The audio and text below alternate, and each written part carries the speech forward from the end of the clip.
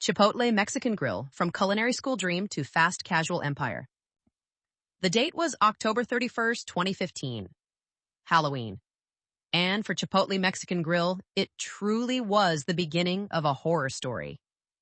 That morning, the company announced it was temporarily closing 43 restaurants across Oregon and Washington after an E. coli outbreak linked to its stores. The stock, which had touched $757 just 3 months earlier in August, began its descent into darkness. By February 2016, it would crater below $400, a destruction of nearly $13 billion in market value. Yet here's the twist that would make any business school professor lean forward. Today, that same stock trades above $60, split adjusted from over $3,000, giving Chipotle a market capitalization north of $80 billion. The company that nearly died from contaminated lettuce has somehow emerged stronger, more valuable, and more dominant than ever before. This isn't just a comeback story, it's a masterclass in resilience, reinvention, and the raw power of a business model so compelling that even near death couldn't kill it. But to understand how Chipotle survived its darkest hour, we need to rewind to 1990, to a young culinary school graduate named Steve Ells, who had zero intention of revolutionizing fast food. His dream? To open a fine dining restaurant. The burrito shop was supposed to be nothing more than a cash machine to fund his real ambition. Instead, that temporary burrito shop would redefine how America eats, create an entirely new restaurant category, and build one of the most remarkable business stories of the past 3 decades. This is a story of paradoxes.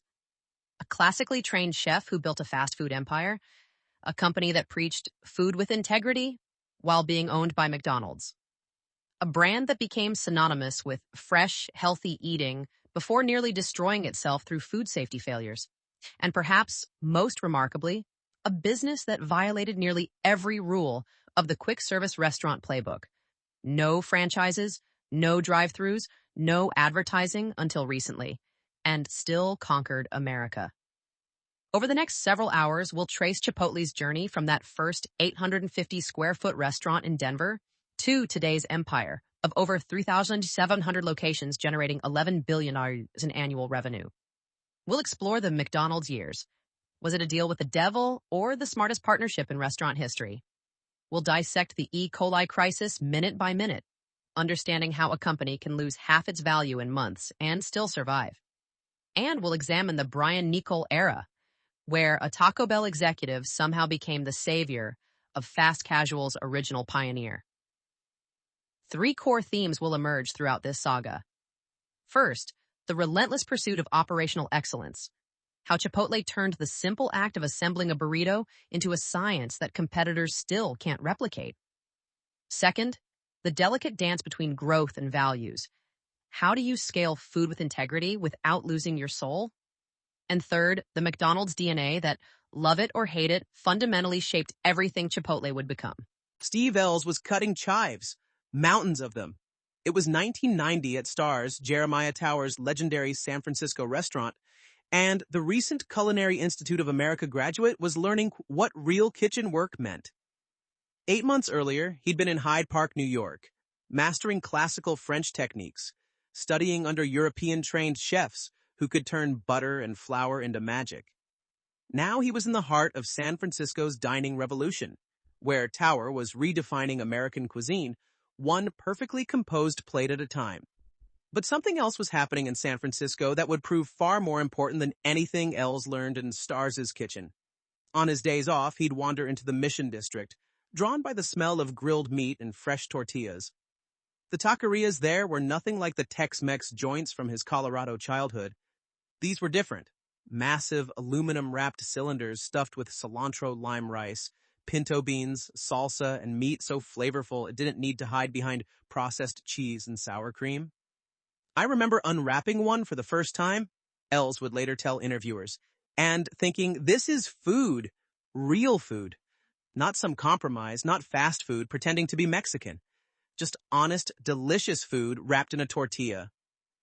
The San Francisco burrito, as locals called it, was a phenomenon born from the neighborhood's Mexican immigrant community in the 1960s. Unlike its smaller cousins from Mexico, these mission-style burritos were meals unto themselves, often weighing 2 pounds, designed to fuel working-class laborers through long shifts. The assembly line format was pure efficiency. Customers would move down the counter, watching as each component was added to their custom creation. Steam tables kept ingredients warm. Everything was visible. The theater of preparation was part of the experience.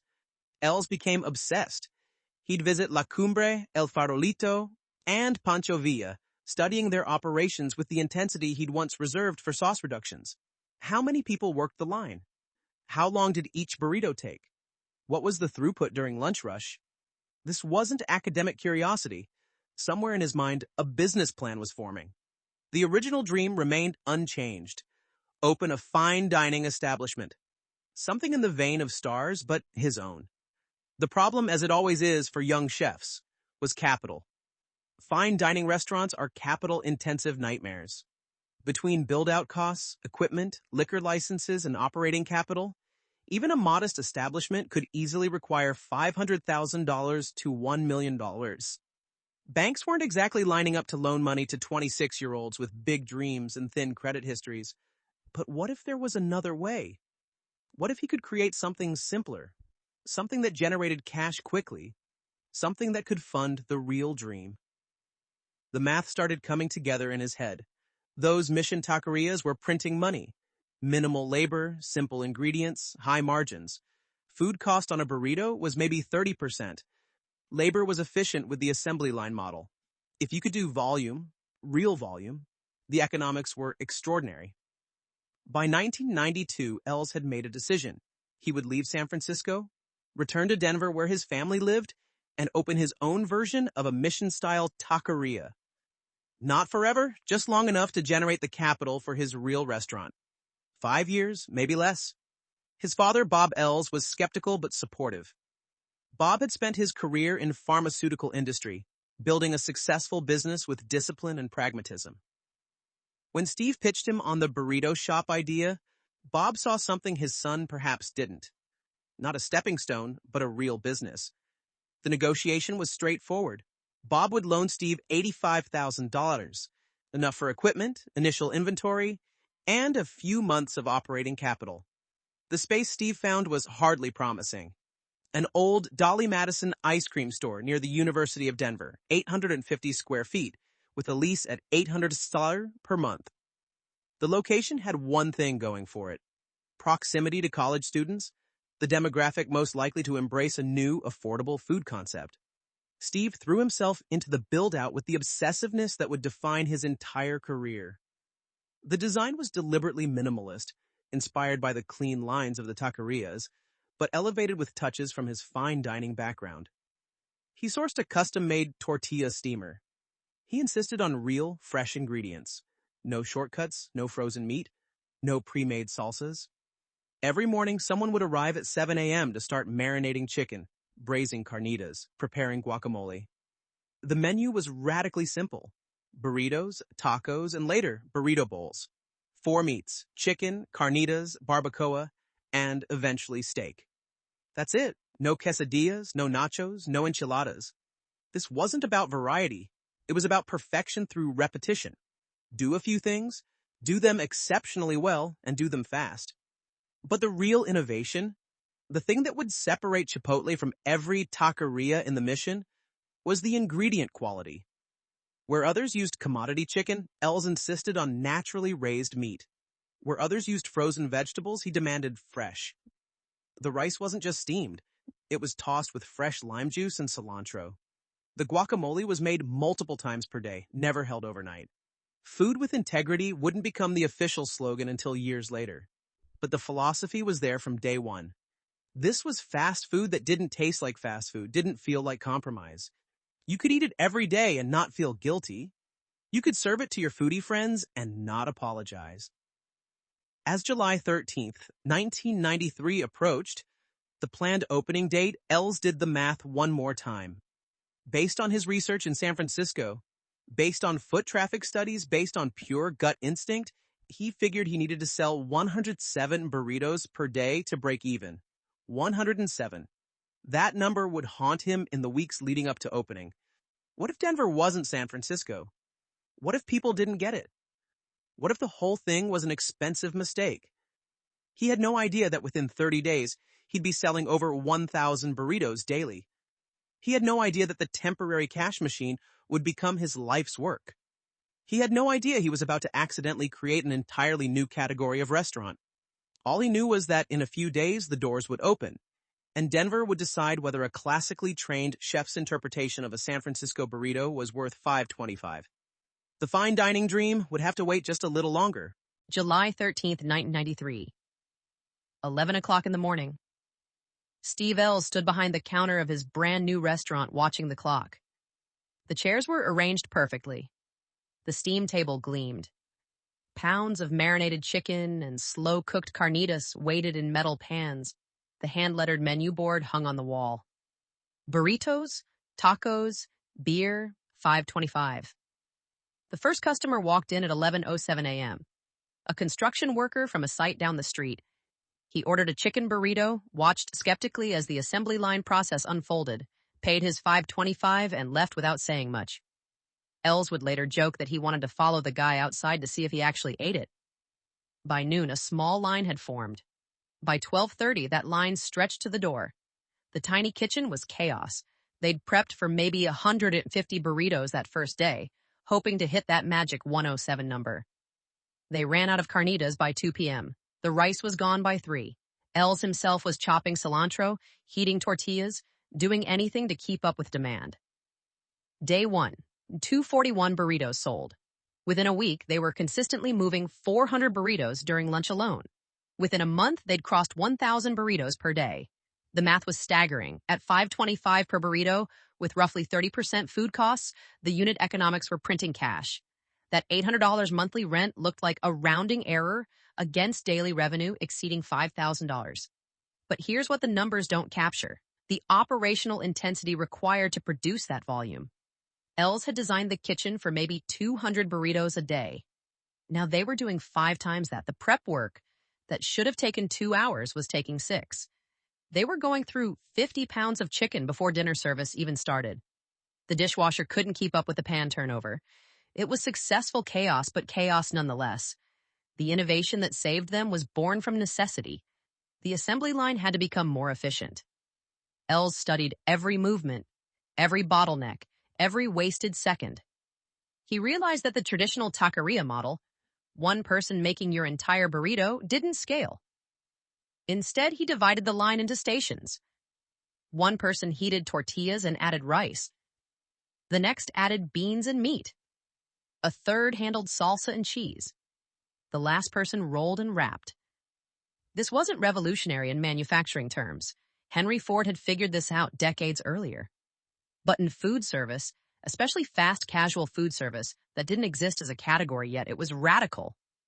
Each station specialist could develop muscle memory, increasing speed without sacrificing quality. The customer could see their food being made, maintaining transparency and customization. And the throughput, the holy grail metric that Ells would obsess over for decades, could theoretically scale infinitely with the right training. By late 1993, the first Chipotle was generating over $30,000 per week in revenue. The $85,000 loan from his father was paid back within months. The business was generating serious free cash flow, enough that Ells started thinking about expansion much sooner than planned. But this created a dilemma. Was he building a restaurant chain or saving for his fine dining dream? A conversation with his father in early 1994 proved pivotal. Bob Ells saw what Steve was perhaps too close to recognize. This wasn't just a successful restaurant. It was a replicable system. The simplicity of the menu, the efficiency of the operation, the quality of the food, it could work anywhere. "Forget the fine dining restaurant," Bob allegedly told his son. "You've created something more interesting." The second location opened in 1995, using only cash generated from the first store, no outside capital, no loans. Ells found a space in a shopping center slightly larger at 200 square feet and replicated everything exactly. Same menu, same assembly line, same obsessive focus on fresh ingredients. The only question was whether the first store's success was a fluke. Maybe it was just the perfect location, The perfect timing, the perfect luck. The second store hit profitability in 3 weeks. Not 3 months, 3 weeks. Now Ells knew he had something, but growth required capital. And while the stores were profitable, expansion was expensive. Each new location required roughly $150,000 in build-out costs. At that rate, it would take years of saved profits to build even a small chain. Enter the Small Business Administration, which approved a loan for store number 3. That location, opened in 1996, performed even better than the first two. By early 1997, with 3 stores generating combined annual revenue approaching $5 million, Ells faced another crossroads. He could continue the slow, steady, self-funded growth, maybe opening 1 or 2 stores per year, or he could raise capital and accelerate. His father, who had watched his $85,000 loan turn into a multi-million-dollar business, made an offer, $1.5 million in additional investment for expansion. This wasn't charity. Bob Ells was a businessman who saw an opportunity. The investment came with structure, governance, and expectations. Steve would focus on operations and food. They'd hire professionals for real estate, finance, and development. They'd build a real company, not just a collection of restaurants. The cultural DNA established in those first 4 years would prove remarkably durable. The emphasis on fresh preparation, what competitors would later call operationally insane, became non-negotiable. Every store would prepare food exactly the same way. No commissaries, no centralized prep, no shortcuts. If that meant higher labor costs, so be it. If that meant more complex supply chains, they'd figure it out. The hiring philosophy emerged during this period too. Ells didn't want fast food workers. He wanted what he called top performers. People who could handle the pace, maintain the standards, and genuinely care about the food they were serving. Pay them more than competitors. A radical concept in 1995, and demand more in return. The best crew members from Store 1 were promoted to manage Store 2. The best from Store 2 went to Store 3. This internal promotion culture would become a cornerstone of Chipotle's expansion strategy. But perhaps the most important decision made during these early years was what not to do.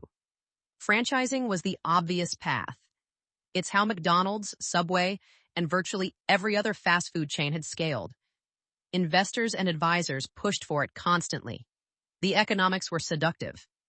Franchisees put up the capital, take the risk, and pay you 5 to 7% of revenue forever. Ells refused. He'd seen what franchising did to quality, how it created misaligned incentives, how it inevitably led to corners being cut. If Chipotle was going to scale, it would do so as a unified company with complete control over every burrito, every customer experience, every hire. This decision would cost hundreds of millions in foregone growth capital, but it would also ensure that a Chipotle in Denver tasted exactly like a Chipotle in Denver would taste in New York, Los Angeles, or anywhere else they eventually expanded. By the end of 1997, Chipotle had 8 locations, all in Colorado, all profitable, all company-owned. Revenue was approaching $15 million annually. The fine dining dream was officially dead, or perhaps more accurately, it had evolved. Ells had discovered something more challenging and ultimately more revolutionary than opening a single great restaurant. He was democratizing good food, making it accessible not just to expense account diners, but to college students, construction workers, and families looking for a quick dinner. The next phase would require more than family money and SBA loans. It would require a partner with deep pockets, national infrastructure, and expertise in scaling food service operations. That partner was about to make an unexpected appearance, wearing golden arches and bringing a very different philosophy about how to grow a restaurant chain. The courtship was about to begin. The courtship, 1998. The call came in late 1997, and Steve Ells almost didn't return it. McDonald's Corporation, the antithesis of everything Chipotle represented, wanted to talk. Fresh versus frozen. Customized versus standardized. Visible kitchens versus hidden preparation. It was like Whole Foods getting a call from Walmart. But the voice on the other end wasn't some corporate development robot. It was Mike Donahue, McDonald's chief operating officer for USA, and he had an unusual proposal. McDonald's had been watching Chipotle's growth in Denver with fascination. Not because they wanted to copy it, McDonald's had tried and failed with fresh prep concepts before, but because they saw something else, the future of dining. The fast food industry in 1998 was facing an existential crisis that Wall Street was just beginning to recognize. Same-store sales growth had stagnated. Consumers, especially younger ones with disposable income, were increasingly rejecting traditional fast food. They wanted better ingredients, more choices, healthier options. The term fast casual didn't exist yet. Industry analysts were still calling Chipotle and its ilk quick serve plus or adult fast food. But McDonald's executives could read the writing on the wall. McDonald's partner brand strategy was their answer to a changing world. Rather than trying to reinvent the Big Mac, they would invest in emerging concepts that could capture the customers McDonald's was losing. Chipotle, Donato's Pizza, Boston Market, these weren't competitors to be crushed, but partners to be nurtured. At least, that was the theory. The first meeting happened in Oak Brook, Illinois, at McDonald's headquarters in early 1998. Ells arrived with aluminum pans full of burritos, chips, and guacamole. He set up a makeshift assembly line in the McDonald's boardroom, demonstrating the theater of preparation that made Chipotle special. The McDonald's board members just savored it, according to witnesses. McDonald's initially invested $50 million into Chipotle in February 1998. At the time, Chipotle had just 16 restaurants, all in Colorado. The investment valued the company at roughly $60 million. Not bad for a 5-year-old burrito chain, but a rounding error for McDonald's, which generated $2.3 billion in pre-tax income that year. The deal structure was crucial. This wasn't an acquisition. It was a minority investment with a light touch. Ells would maintain operational control. Chipotle would keep its name, its culture, its commitment to fresh preparation. McDonald's would provide capital, real estate expertise, and distribution leverage. On paper, it was the perfect marriage of entrepreneurial energy and corporate resources.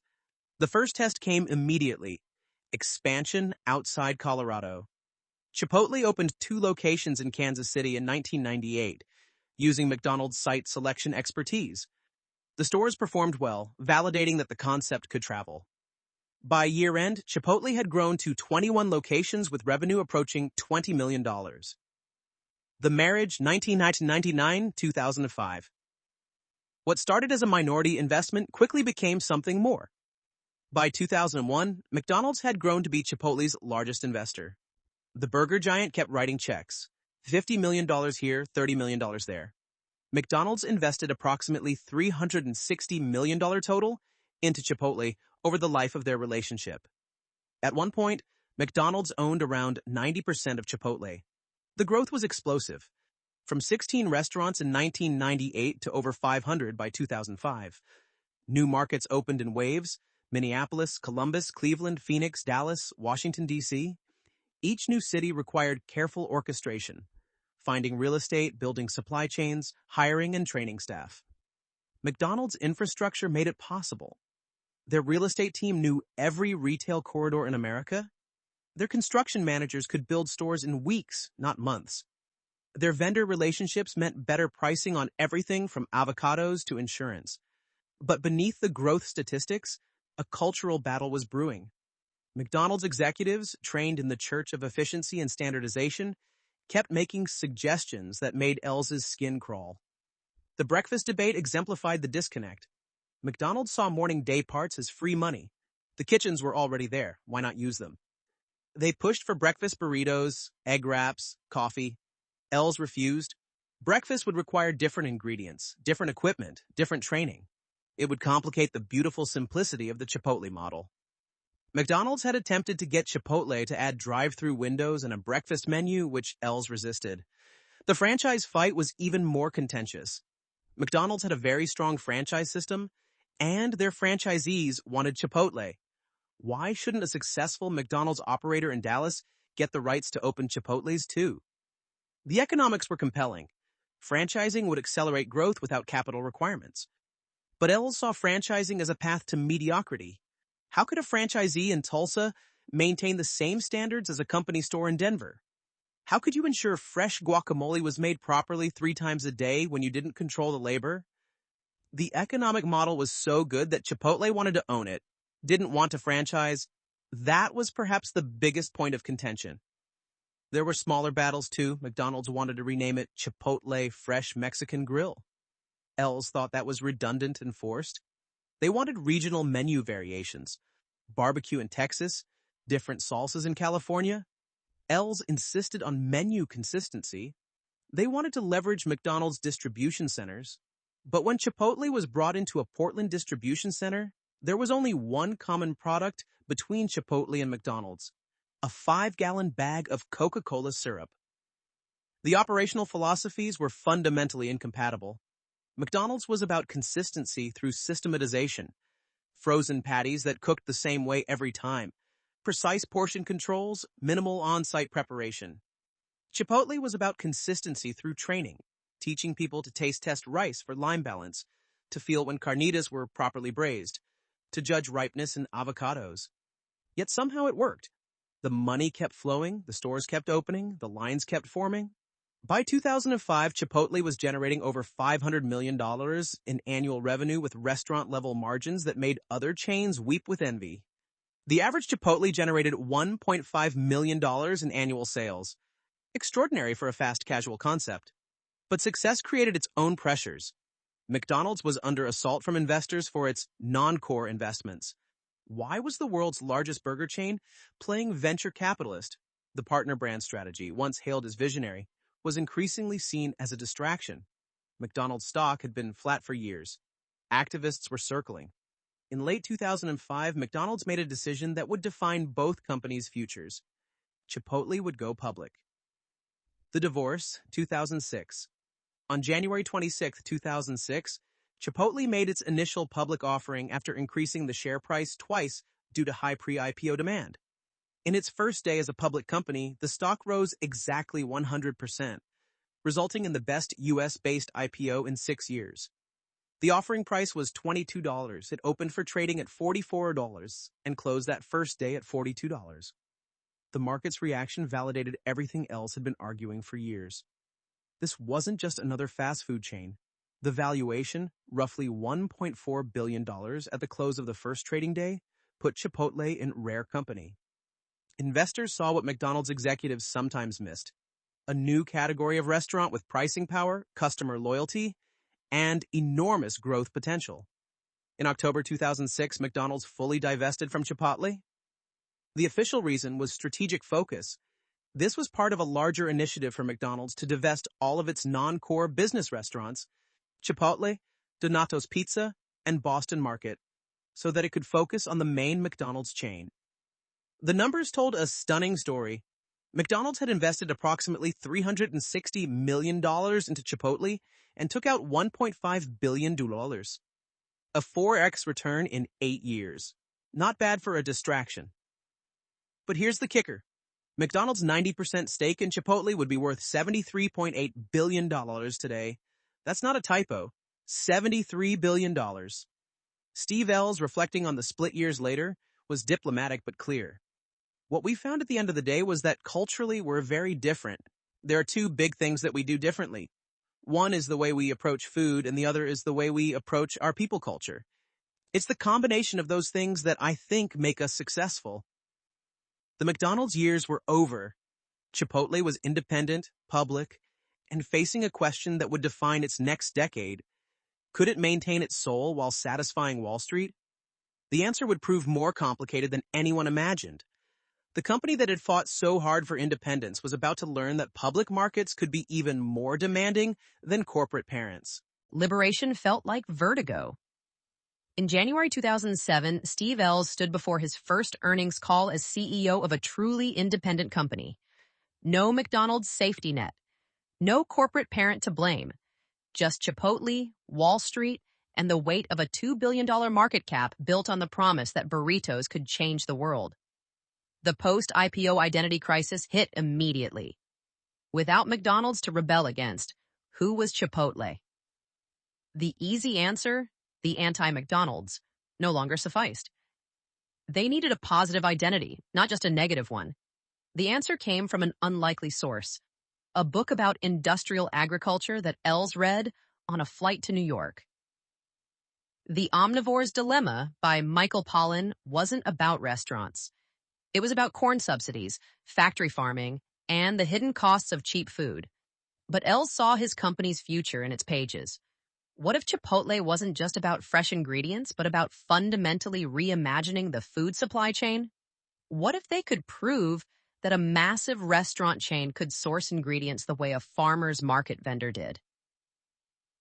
Food with Integrity was born, not as a marketing slogan, but as an operating philosophy. It started with pork. In 2001, before the IPO, Chipotle had begun sourcing from Neiman Ranch, a network of family farmers raising pigs without antibiotics or growth hormones.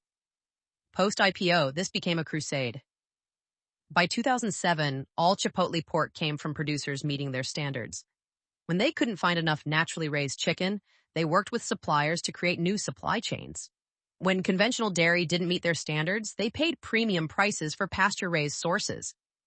The economics were insane by fast food standards. Naturally raised chicken cost 60% more than conventional. Organic beans added millions to food costs. Local produce, when available, came with premium prices and logistical nightmares. Food costs crept up to 33% of revenue, compared to 25% at typical fast food chains. Wall Street analysts had coronaries. But something remarkable happened. Customers didn't care about the higher prices, or rather, they cared in the opposite direction. A $7 burrito made with integrity felt like a better value than a $5 burrito made with commodity ingredients. Chipotle had discovered pricing power, that holy grail of business where customers actually want to pay more because they believe in what you're selling.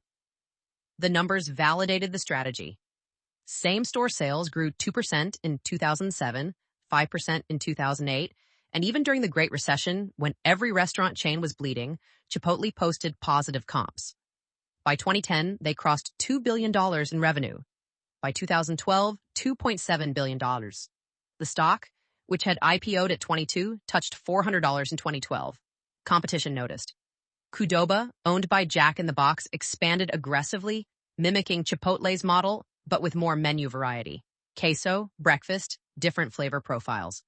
Moe's Southwest Grill, with its irreverent "Welcome to Moe's" greeting, targeted a younger demographic. Baja Fresh, Rubio's, and dozens of regional chains tried to grab a piece of the fast casual Mexican boom. The copycats missed the point. They could replicate the assembly line, the open kitchen, even the cilantro lime rice, but they couldn't replicate the fanaticism. Ells would spend hours tasting beans to get the salt level right.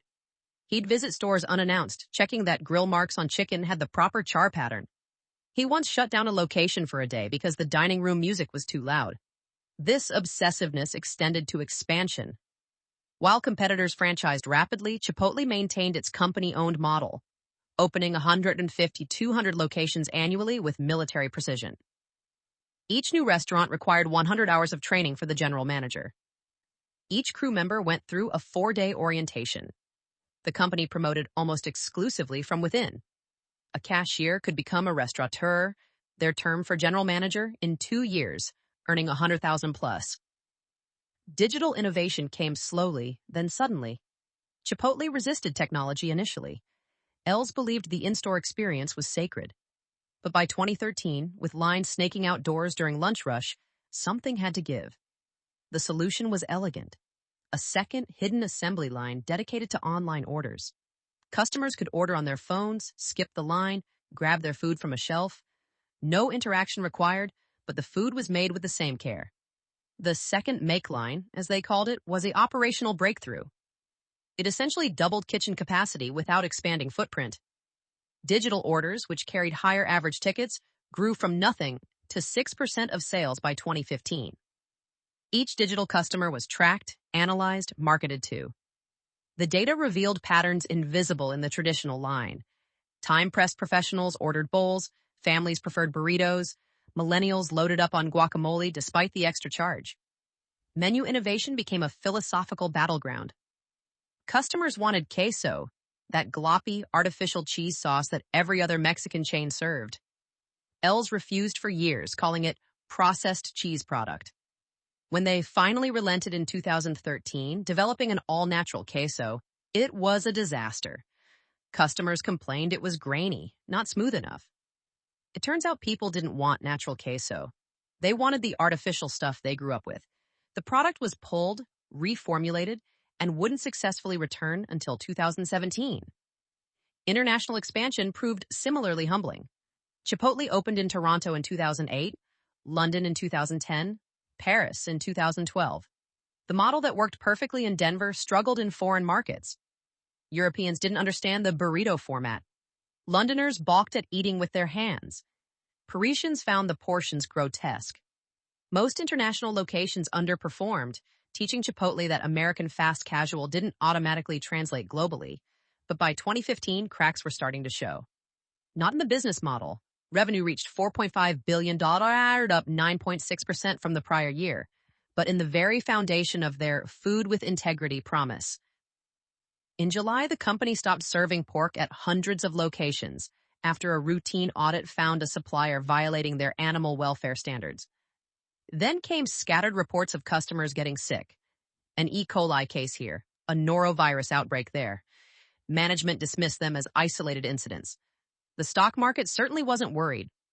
On August 5th, 2015, Chipotle stock hit an all-time high of $757.70 pre-split. The company was valued at over $23 billion. Steve Ells was on magazine covers. Business schools taught the Chipotle case study as a masterclass in brand building. They had created something remarkable, a fast food chain that food snobs actually respected. What nobody knew was that the company was about to face the greatest crisis in its history. The very thing that made them special, fresh ingredients, prepared daily in every store, was about to become their greatest vulnerability. The fall would be swift, brutal, and very public. October 19th, 2015. Public Health Seattle and King County noticed something alarming. 5 people with E. coli infections, all reporting meals at Chipotle restaurants in the area. By October 23rd, the number had grown to 22 cases across Washington and Oregon. By October 30th, it was 40 cases. The following day, Halloween, Chipotle voluntarily closed 43 restaurants in Oregon and Washington. The announcement hit like a thunderbolt. In an era of social media amplification, news traveled faster than the bacteria itself. Chipotle E. coli began trending. Late-night comedians piled on. South Park created an entire episode mocking Chipotle away for causing bloody underwear. The brand that had spent 2 decades building trust was watching it evaporate in real time. But this was just the beginning. As investigators from the Centers for Disease Control traced the outbreak, more cases emerged. Ohio, New York, California, Illinois, Maryland, Pennsylvania. The geographic spread defied logic. This wasn't a single contaminated batch affecting one region. Something systemic was happening. The timeline was devastating. To date, 88% of 52 people interviewed reported eating at a Chipotle Mexican grill restaurant. Collins was among 53 people in 9 states who were sickened with the same strain of E. coli. 46 had eaten at Chipotle in the week before they fell ill. 20 got sick enough to be hospitalized, according to the Centers for Disease Control and Prevention. Then, as if E. coli wasn't enough, December brought a different nightmare. Norovirus struck again in late November. More than 140 Boston college students picked up the highly contagious virus from a nearby Chipotle, including half of the men's basketball team. The source? A sick worker who wasn't sent home, although Chipotle began offering paid sick leave in June. The investigation revealed something more troubling than a single contaminated ingredient. The CDC says Chipotle has been very cooperative in the E. coli investigation, but that the company is having trouble telling the agency which batches of ingredients went to which stores at which times. The system they have is not able to solve the problem we have at hand. It's not granular enough, says Ian Williams, chief of the CDC's Outbreak Response and Prevention Branch. The very philosophy that made Chipotle special, fresh ingredients prepared daily in each store, had become its Achilles heel. Unlike McDonald's centralized supply chain where a contamination could be traced and contained, Chipotle's distributed model meant that problems could emerge anywhere, anytime, without warning. Steve Ells, who had spent 2 decades preaching food integrity from a position of moral authority, now found himself in crisis mode. On December 10, 2015, he appeared on the Today Show, looking haggard and defensive. The procedures we're putting in place today are so above industry norms that we are going to be the safest place to eat, he promised Matt Lauer. The hubris was notable. Even in apology, Chipotle claimed superiority. The stock market's verdict was swift and brutal. From that August peak of $757, shares plummeted below $400 by January 2016, a 47% decline. Same-store sales in the fourth quarter of 2015 fell 14.6%, the first decline in company history. January 2016 was even worse. Sales down 36% year over year. Lines that once stretched out the door had evaporated. Stores that printed money were now bleeding it. The full accounting would come years later. In April 2020, Chipotle Mexican Grill Inc. would pay $25 million to resolve criminal charges related to the company's involvement in foodborne illness outbreaks that sickened more than 1,100 people between 2015 and 2018.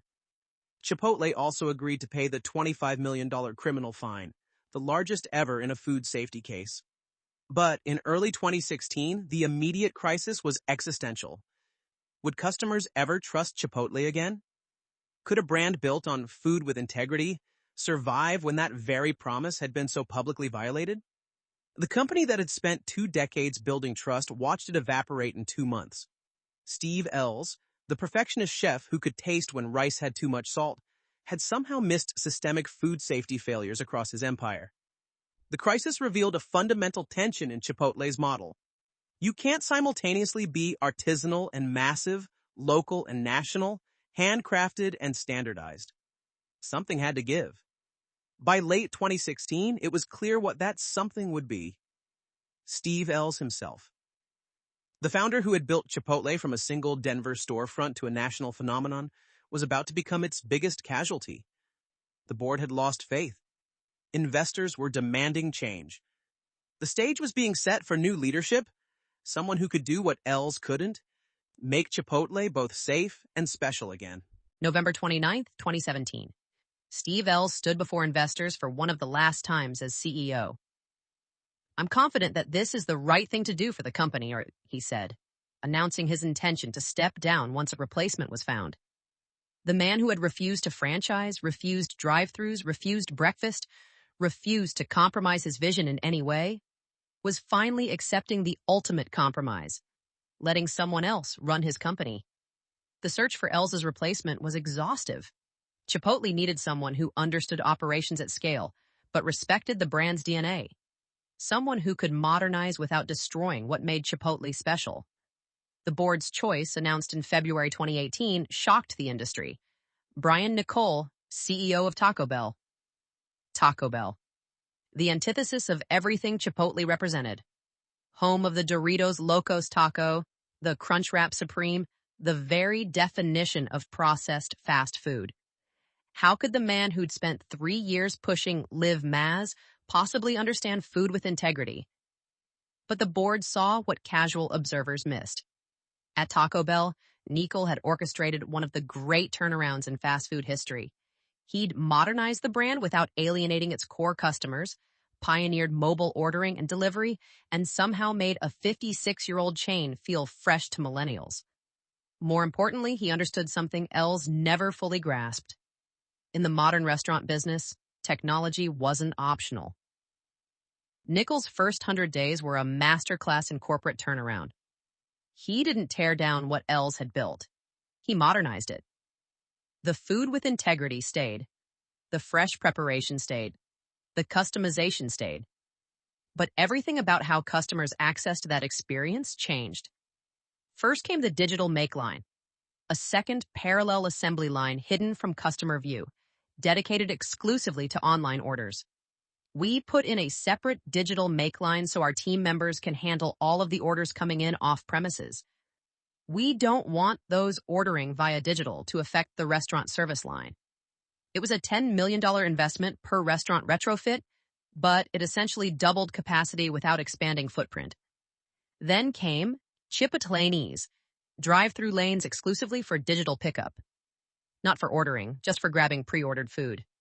The name was cringeworthy, but the results weren't.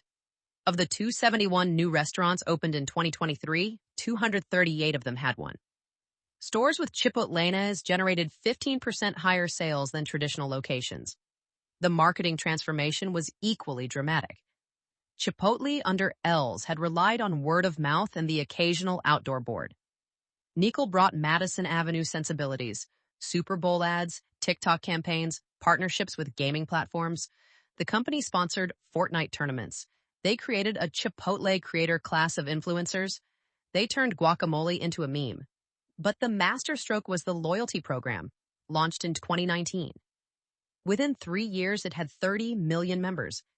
These weren't just customers, they were data points. Every burrito ordered, every extra guac purchased, every visit tracked. The company could predict when you'd order, what you'd want, how much you'd spend. They could send perfectly timed push notifications. Haven't seen you in a while, here's free guac on us. Digital sales, which were 10.9% of revenue when Niccol arrived in 2018, exploded to 37% by 2023. During the pandemic, they peaked at over 70%. Chipotle had transformed from a restaurant company into a logistics company that happened to serve burritos. The operational improvements were less visible but equally important. Niccol understood Chipotle customers wanted good Mexican food fast. In 2018, Chipotle's operations fell short. He trained employees and streamlined operations to remove those obstacles. Guacamole prep time was cut by 50% through partial automation. New dual-sided grills cooked chicken faster. Digital kitchen display systems replaced paper tickets. The results spoke for themselves. Chipotle stock has risen more than 770% since he took over in March 2018.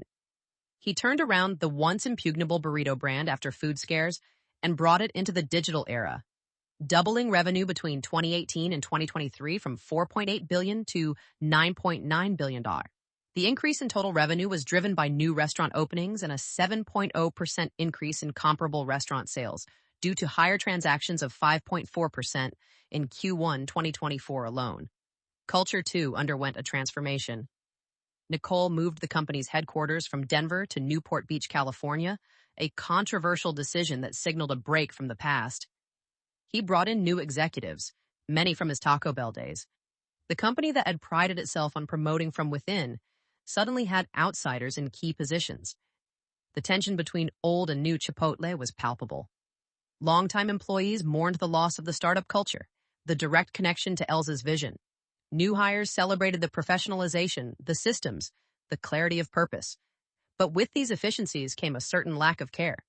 Critiques of portion sizes, rude employees, and gross restaurants are now a mainstay for a brand once ensconced in farm-to-table magic. By 2024, Chipotle was unrecognizable from its 2015 crisis state. The Mexican concept is almost exclusively company-owned, with just 3 licensed stores operated through a master franchise relationship with Al-Shaya Group in the Middle East. Chipotle Mexican Grill is the largest fast casual chain restaurant in the United States, with system-wide sales of $11.3 billion in 2024. It had a footprint of 3,726 stores at the end of 2024. Same-store sales were growing in the high single digits.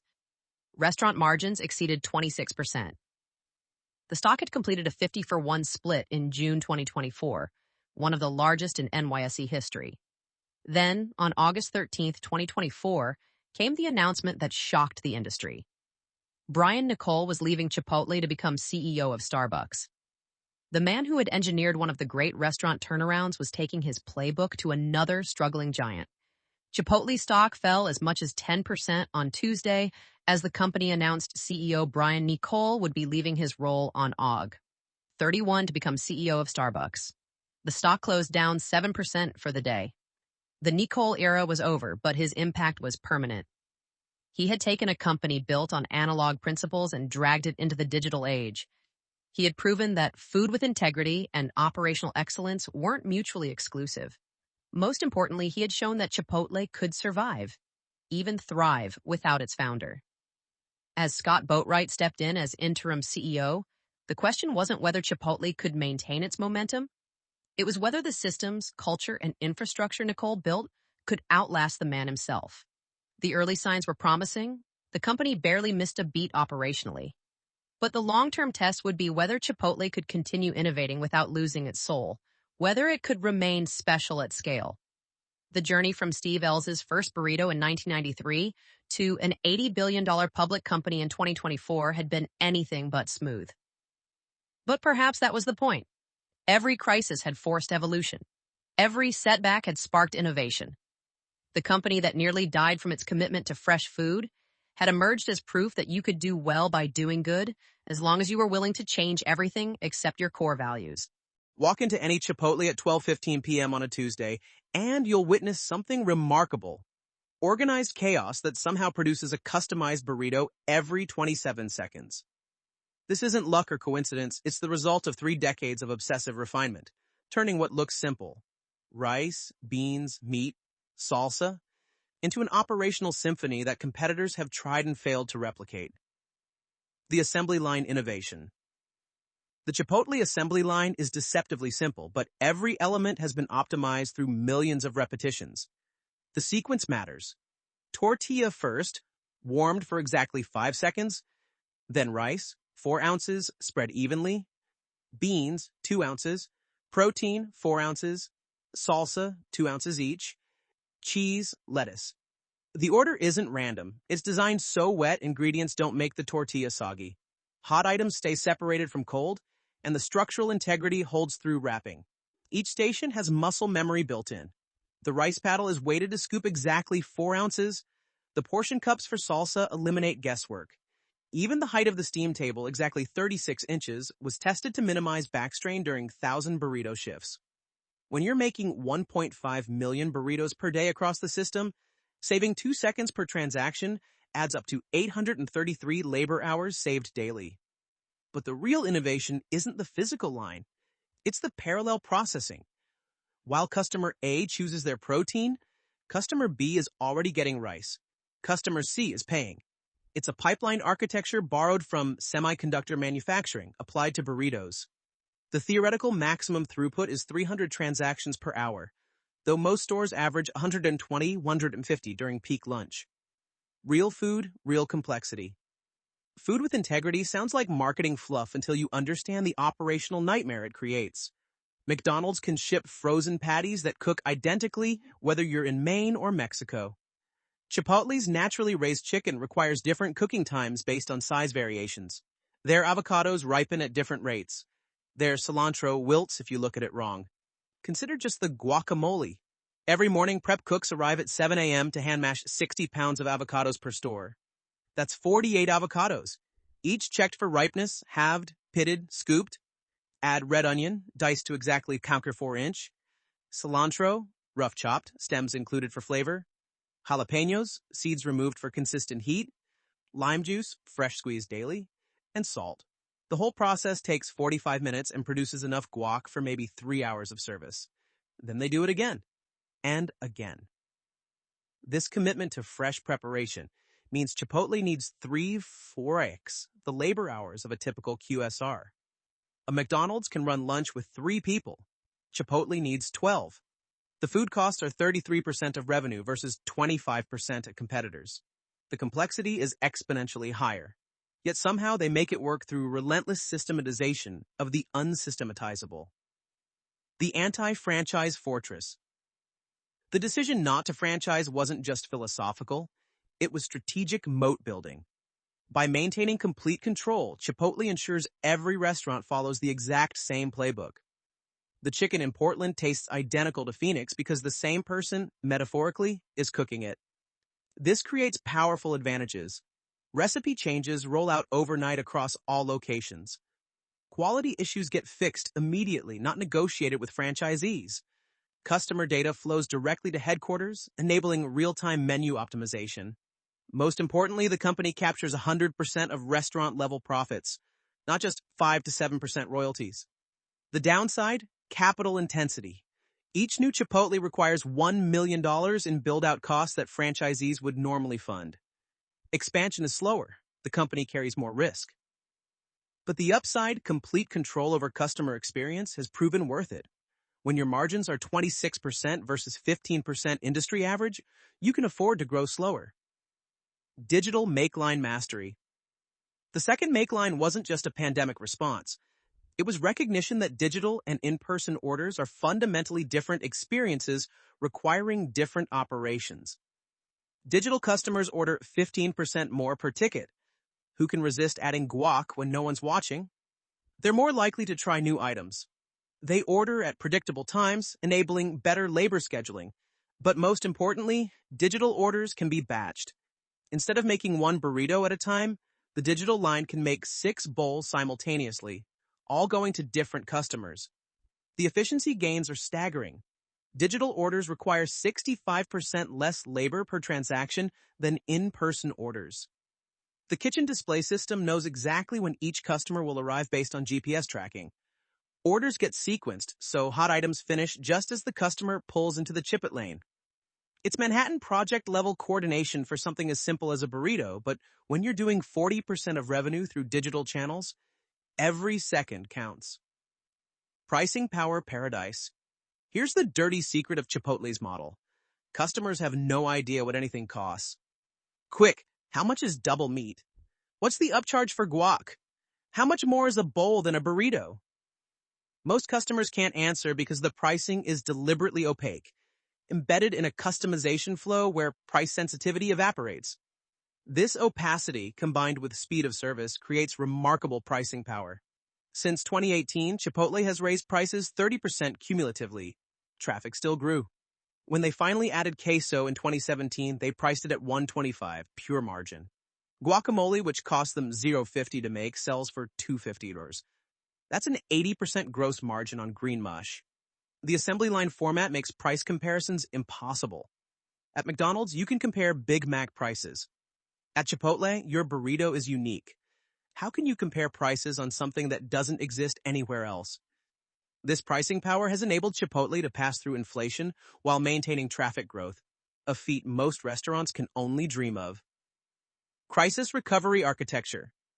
The 2015 E. coli crisis created something valuable, a crisis recovery playbook that's become Harvard Business School canon. The formula? Absolute transparency, overwhelming response, systematic rebuilding. When you've survived losing half your market cap and recovered stronger, you develop institutional resilience. The new food safety protocols border on paranoid. Lettuce gets washed in a central facility, then washed again in stores. Chicken is sous vide, cooked centrally, then finished on grills. Every ingredient has a blockchain-tracked supply chain. Employees get daily wellness checks. It's expensive overkill unless another crisis hits, then it's the reason you survive. But the real lesson wasn't about food safety. It was about brand resilience. Chipotle learned that customers will forgive anything if you're transparent, take responsibility, and fix the problem systematically. This created a template for handling everything from portion size complaints to labor controversies. Acknowledge, act, improve. Category creation economics. Chipotle didn't compete in fast casual, they invented it. This wasn't just semantics, it was economic revolution. By creating a new category, they avoided direct competition. Subway competed on price. McDonald's competed on speed. Sit-down Mexican restaurants competed on experience.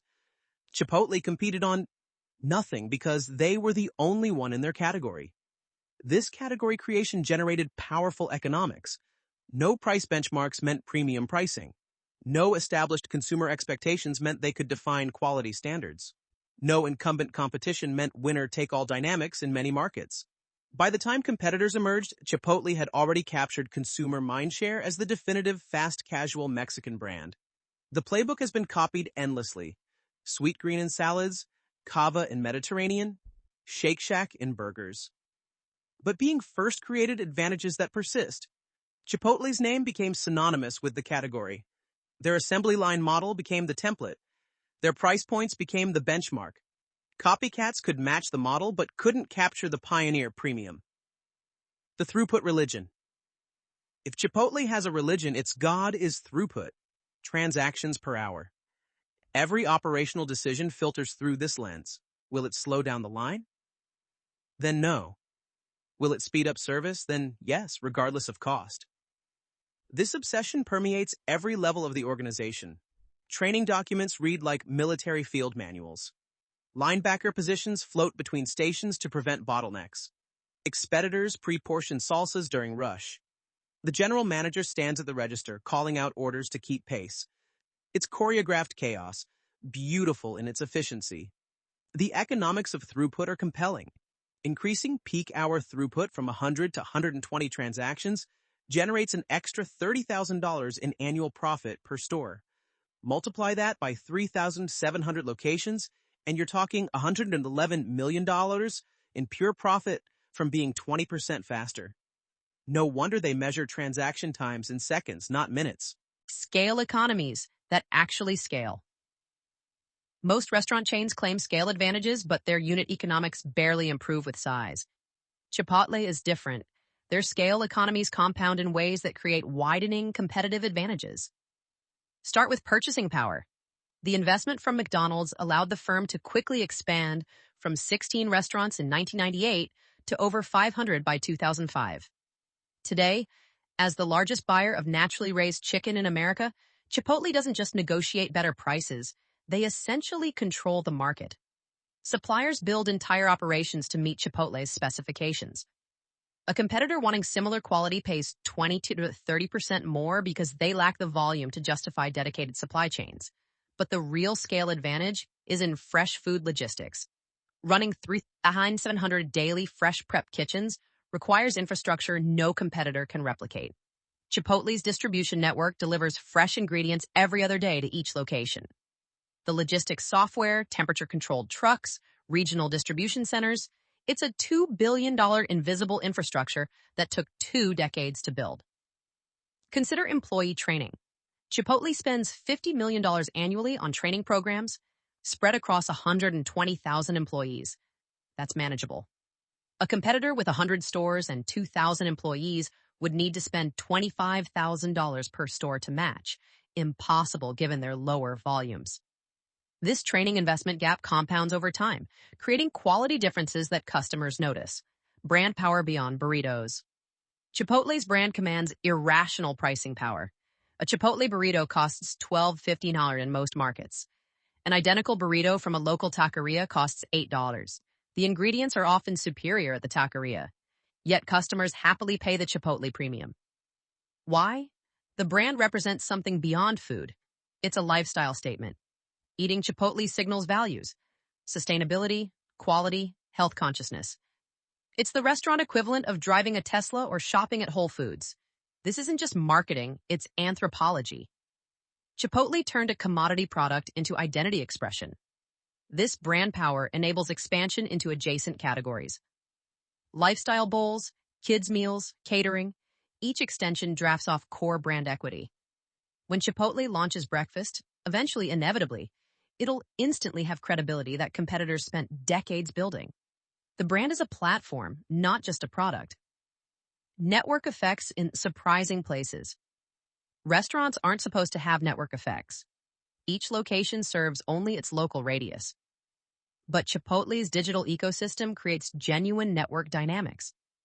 The rewards program with 30+ million members generates data network effects. Every transaction teaches the algorithm about preferences, timing, price sensitivity. This data improves targeting, which increases conversion, which generates more data. Competitors starting loyalty programs today face a decade-long data disadvantage. The digital infrastructure creates operational network effects. In 2020, Chipotle's digital sales as a percentage of total sales were 46.2%, up 174.1% over 2019. More digital orders justify technology investments, better apps, AI-powered kitchen displays, automated ordering. These improvements attract more digital customers. The flywheel accelerates while competitors struggle to reach minimum viable scale. Even social media creates network effects. Chipotle's TikTok presence, 3.5 million followers, turns customers into marketers. User-generated content about secret menu items or hacks generates billions of free impressions. Each piece of content makes Chipotle more culturally relevant, attracting creators who generate more content. Try building that from scratch. Switching costs. The habitual burrito. The switching costs in fast food should be zero. It's just lunch. Yet Chipotle has engineered surprising stickiness through habitualization and customization. The ordering process becomes muscle memory. Regular customers develop a rhythm. Bowl, white rice, black beans, chicken, mild salsa, corn, cheese, lettuce. Trying a competitor requires conscious thought, breaking automatic behavior. It's cognitive load most people avoid during busy workdays. The rewards program creates tangible switching costs.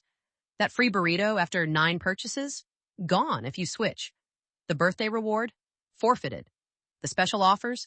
No longer available. For frequent customers, switching means leaving $50 to $100 in annual value on the table. But the highest switching cost is trust. After the food safety crisis, customers who returned made a conscious decision to trust Chipotle again. That psychological investment creates loss aversion. Switching feels like admitting the trust was misplaced. It's easier to remain loyal than confront that cognitive dissonance. Counter-positioning against everyone. Chipotle's strategic positioning makes direct competition nearly impossible. They're faster than sit-down restaurants, but higher quality than fast food. They're more customizable than fast casual competitors, but more standardized than actual Mexican restaurants. They occupy a strategic sweet spot that forces competitors into uncomfortable trade-offs. McDonald's can't match Chipotle's quality without destroying their supply chain and economics. Local taquerias can't match Chipotle's consistency without sacrificing authenticity. Fast casual competitors like Qdoba match the model but can't differentiate meaningfully. Everyone is stuck competing on Chipotle's terms. This counter-positioning extends to day parts. Chipotle dominates lunch, 60% of revenue, while avoiding breakfast and late night. Competitors optimized for breakfast like Panera can't match Chipotle's lunch efficiency. Those strong at dinner, like Olive Garden, can't achieve Chipotle's speed. By focusing maniacally on one day part, they've become unbeatable at it. Process power. The learning curve. Advantage after 30 years and billions of burritos, Chipotle has descended the learning curve further than any competitor can follow. Their processes encode decades of accumulated knowledge that can't be reverse engineered. How long should chicken marinate for optimal flavor without becoming mushy? 4 hours. What's the perfect rice to lime juice ratio? 1 tablespoon per cup. How many inches should lettuce be cut for ideal structural integrity? 1 more 4-inch. These seem trivial, but multiply by thousands of micro-optimizations, and you have unreplicable process knowledge. The digital kitchen orchestration is even more sophisticated. The algorithm knows that online orders placed at 11:45 a.m. on Tuesdays in suburban locations have a 73% likelihood of being picked up late, so it delays preparation by 3 minutes. Digital orders containing barbacoa get prioritized because that protein takes longest to portion. These optimizations, invisible to customers, improve efficiency by 15 to 20%. The bear case, structural vulnerabilities. Despite these moats, Chipotle faces real vulnerabilities that could erode its competitive position. Labor costs are the most pressing threat. But the company's same-store sales shrank 4%, steeper than last quarter's decline of 0.4% and street account estimates of a 2.9% decrease for the second quarter. Average check increased roughly 1%, partially offsetting traffic declines of 4.9%. With minimum wages rising and labor 27% of revenue, margin pressure is inevitable. The fresh prep model requires 3x the labor of competitors. That disadvantage magnifies as wages increase. Automation could help, but robots can't taste test rice or judge avocado ripeness. Competition is intensifying from unexpected directions. Ghost kitchens enable virtual brands to compete without real estate costs. Grocery stores offer ready-made bowls at half the price. Meal kit services deliver Chipotle-style customization at home. The moat around fresh, fast, customizable is narrowing. Food safety remains an existential risk. One more major outbreak could permanently damage the brand. The complexity of fresh ingredients across 3,700 locations makes perfect safety impossible. Insurance and protocols help, but black swan events can't be fully prevented. Cultural relevance is ephemeral. Gen Z might decide Chipotle is chuggy tomorrow. TikTok could turn against them. A competitor could capture the zeitgeist. Brand power in restaurants is more fragile than in other categories. Just ask Subway or Quiznos. The bull case, inevitable dominance. Yet the bull case remains compelling. The increase in total revenue was driven by new restaurant openings and an 11.1% increase in comparable restaurant sales due to higher transactions of 8.7% in Q2 2024. Total revenue for 2023 was $9.9 billion, an increase of 14.3% compared to 2022.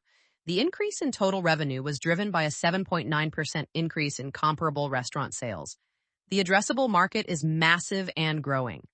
Chipotle has 3,700 locations in a market that supports 40,000 plus Mexican restaurants. International expansion has barely begun. Breakfast remains untapped. The runway for unit growth stretches decades. Digital transformation is still early. Today's 40% digital mix could reach 60-70% as Chipotle's proliferate and delivery matures. Digital customers spend more, order more frequently, and generate higher margins. The digital transition alone could drive 5 years of same-store sales growth. Demographics favor Chipotle overwhelmingly. Millennials and Gen Z prioritize fresh, sustainable, customizable food. They're comfortable with digital ordering. They'll pay premiums for perceived quality. As these cohorts' spending power increases, Chipotle is perfectly positioned to capture it. Operational improvements continue compounding. Every year brings new optimizations. Faster grills, better training, improved algorithms. These gains are permanent and cumulative. A competitor starting today faces 30 years of accumulated advantages that compound daily. The financial algorithm is beautiful. 7 has 10% unit growth, plus 3.5% same-store sales growth, plus margin expansion from digital mix shift, 15 to 20% annual earnings growth. At 30x earnings, that math works for patient investors. Standing in Brian Niccol's shoes in August 2024, surveying an $80 billion empire built on rice and beans, what strategic moves would maximize value over the next decade? The temptation is to chase growth everywhere. Breakfast, international, new formats. But Chipotle's history teaches that focused execution beats diversification. Here's the strategic roadmap we'd pursue. International, the next frontier, but slowly. The international opportunity is tantalizing. Mexico alone could support 1,000 Chipotles. Brazil, with its growing middle class and protein-forward cuisine, is perfect for the model. Western Europe has proven receptive to American fast casual concepts. The TAM outside North America exceeds $100 billion, but international expansion at Chipotle has repeatedly stumbled. The Paris locations underperform. London stores struggle with labor costs. The model that works perfectly in Denver doesn't translate to Dubai. Why? The problem is supply chain complexity. Chipotle's competitive advantage relies on fresh, daily preparation of specific ingredients. Naturally raised chicken meating. Chipotle's standards doesn't exist in most international markets. Building supply chains from scratch destroys unit economics. Compromising on ingredients destroys brand integrity. The solution? Patient, clustered expansion in Anglophone markets with existing supply infrastructure. Focus on Canada, culturally similar, integrated supply chains. Build density in the UK around London. Test Australia's major cities. Avoid the temptation to plant flags globally. Each market needs 50-plus locations to achieve supply chain efficiency. Commit fully or don't enter. The breakfast question, not if, but when. Breakfast is the final frontier in restaurant dayparts, a $60 billion opportunity in the U.S. alone. Chipotle's kitchens sit idle from 10:30 a.m. Fixed costs are already covered. The incremental economics are irresistible. But breakfast isn't just adding eggs to the menu. It's an entirely different customer occasion with different needs. Speed matters more. Nobody waits 5 minutes for breakfast. Price sensitivity is higher.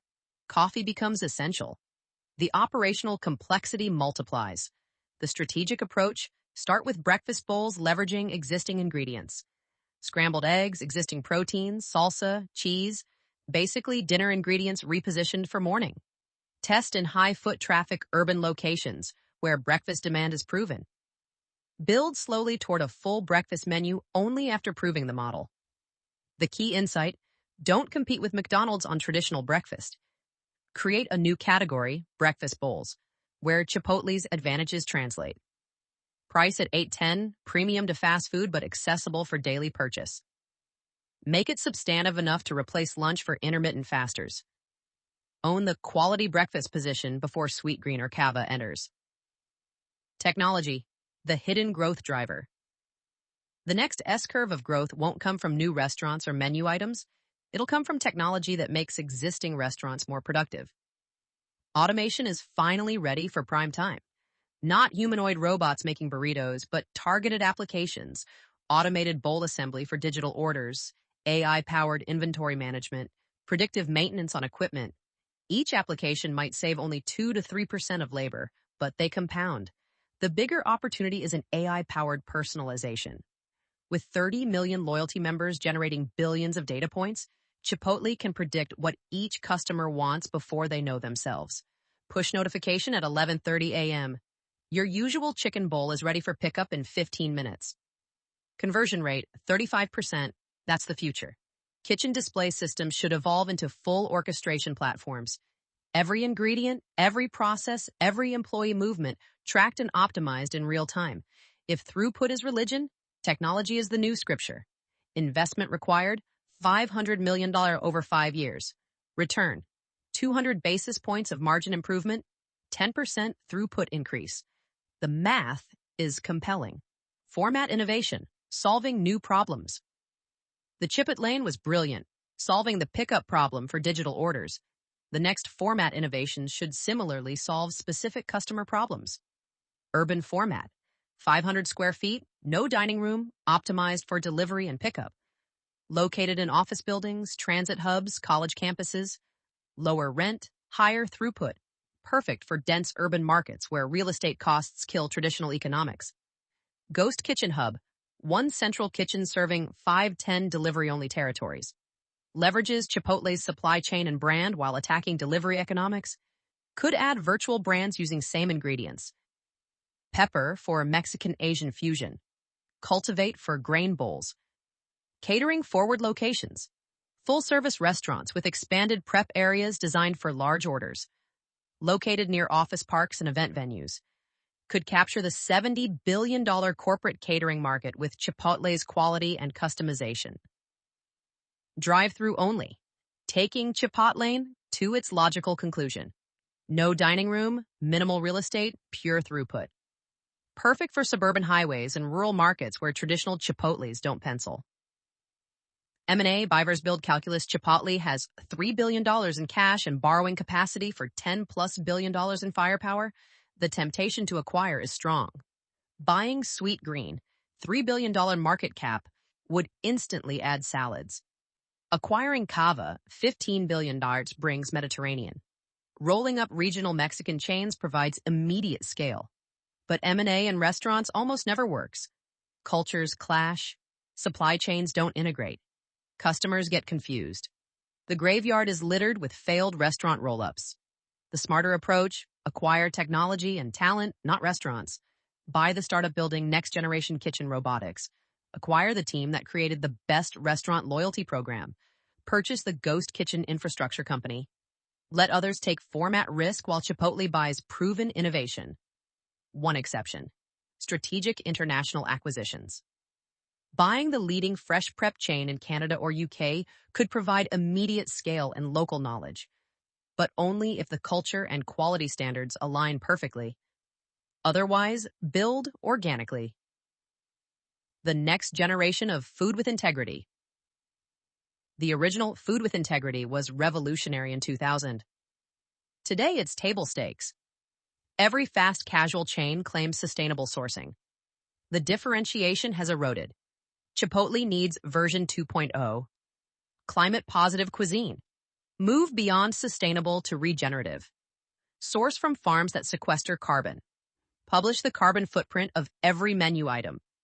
Offer carbon-neutral meals. Make climate impact as visible as calorie counts. Radical transparency. Blockchain track every ingredient from farm to fork. Let customers scan a QR code to see exactly where their chicken was raised, when their avocados were picked, which farm grew their rice. Turn supply chain visibility into competitive advantage. Local sourcing at scale. Build regional supply networks that source 50% of ingredients within 100 miles. Yes, it's operationally complex. Yes, it's more expensive, but it creates local community connection that no national chain can match. Protein innovation. Launch plant-based proteins that carnivores actually want. Not fake meat, but delicious alternatives. Mushroom carnitas, cauliflower barbacoa.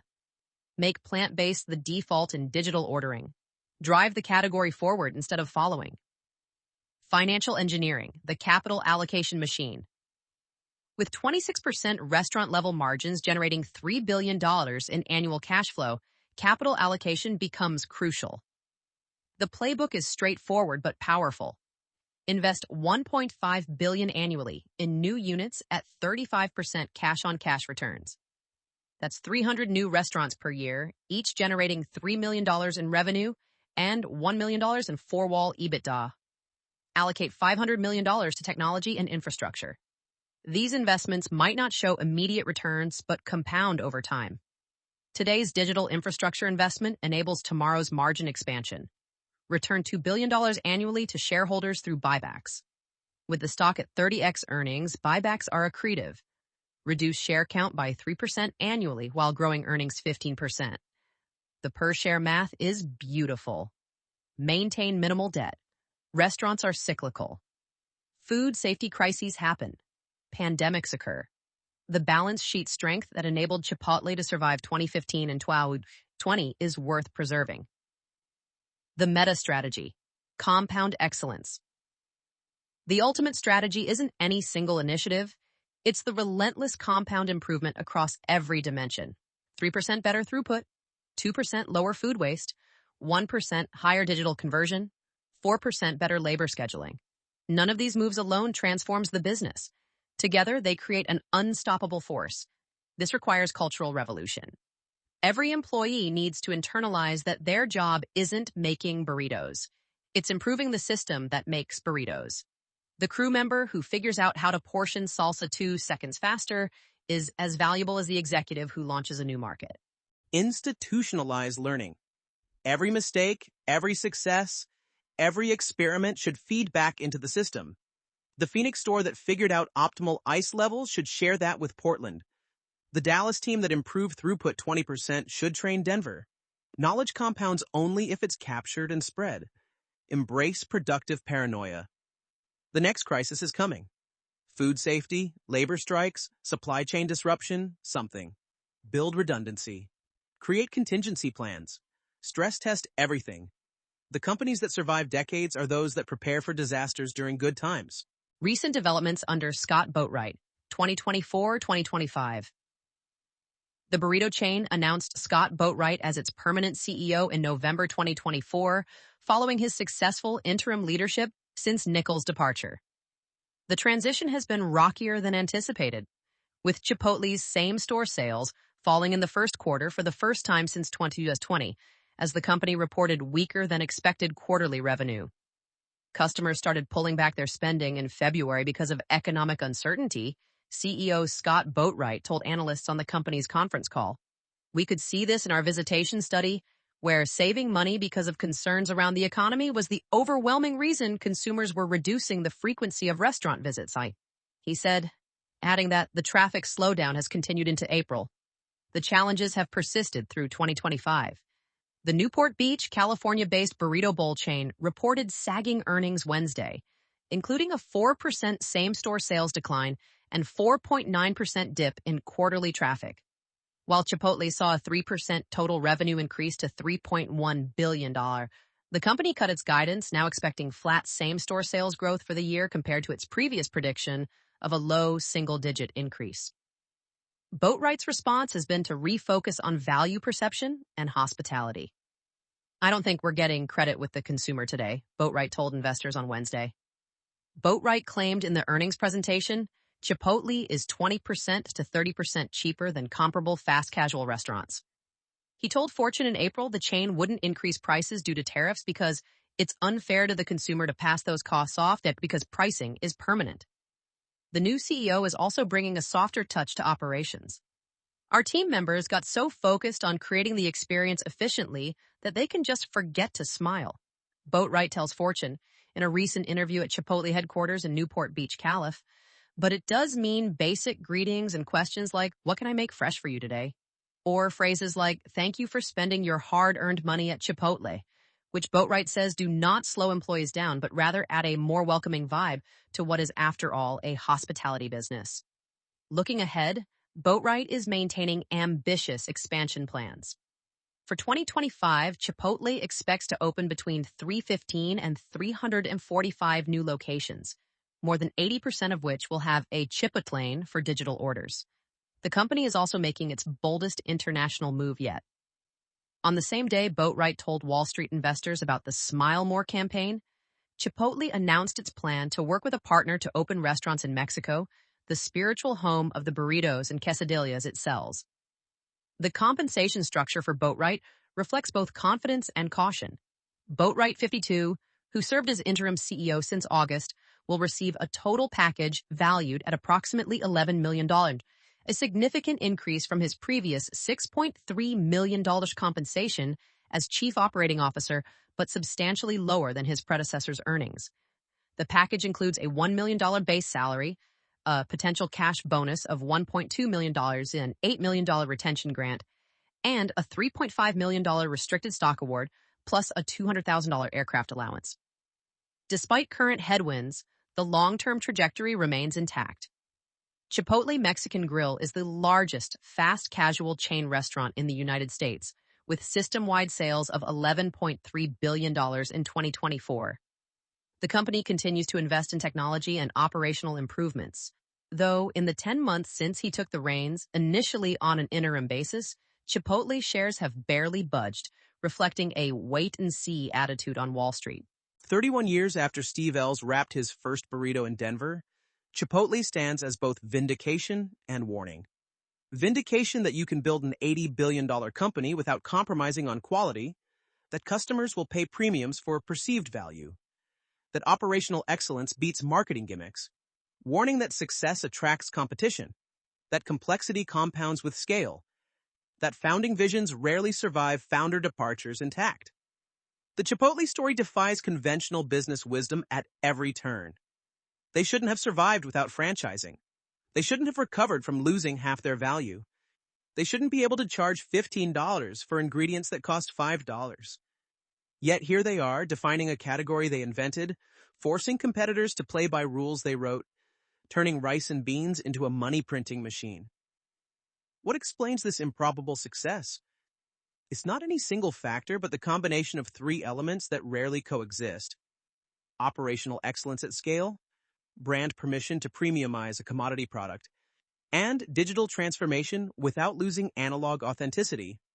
Remove any element, and the model collapses. Together, they create a flywheel that competitors can't stop. The operational excellence is both blessing and curse. Every Chipotle produces essentially identical food through essentially identical processes, a remarkable achievement across 3,700 locations. But this consistency requires massive investment in training, systems, and oversight. The model is as fragile as it is powerful.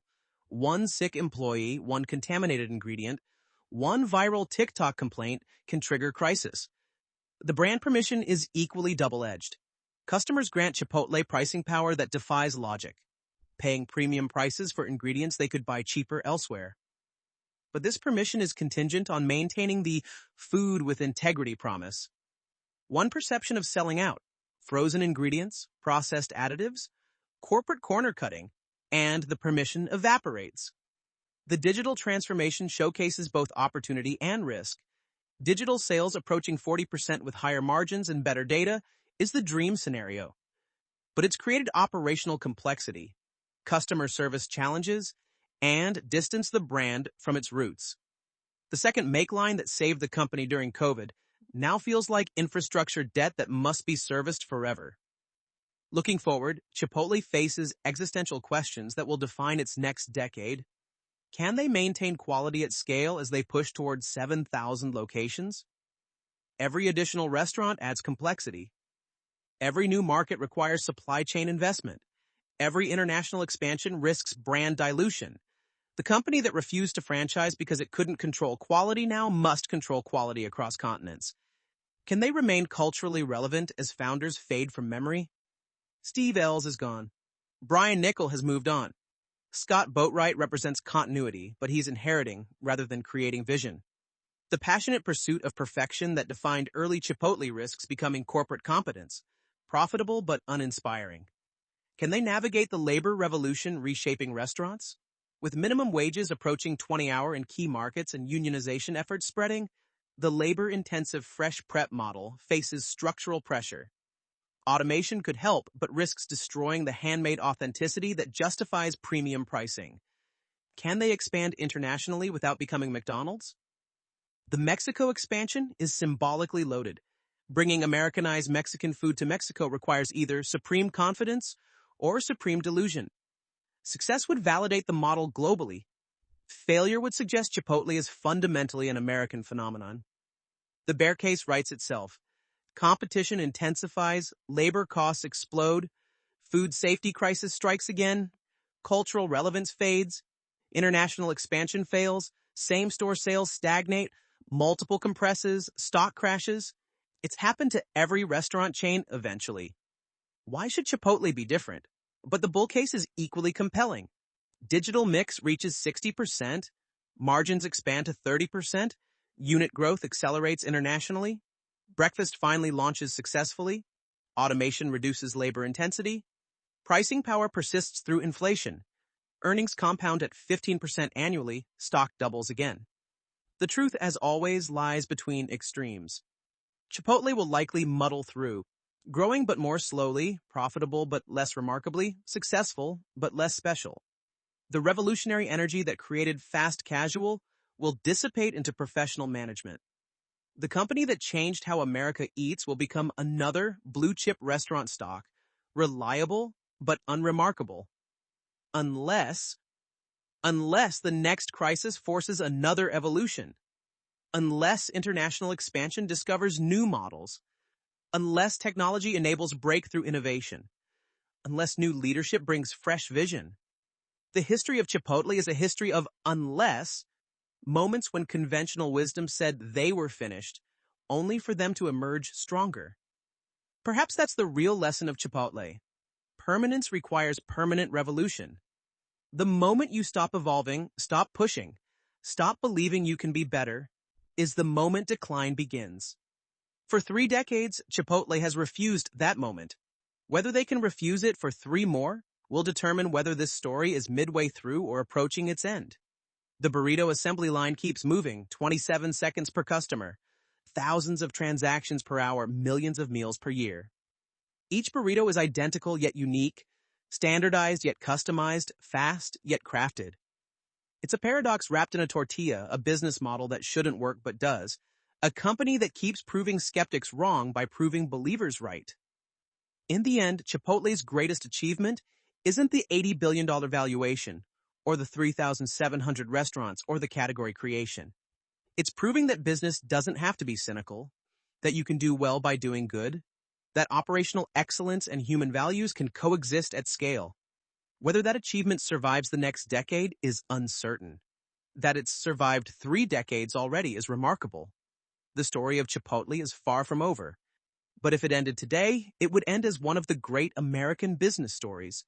Immigrant cuisine transformed into national phenomenon, startup culture scaled to public company, operational excellence as competitive advantage, and above all, proof that sometimes, not always, but sometimes, integrity pays.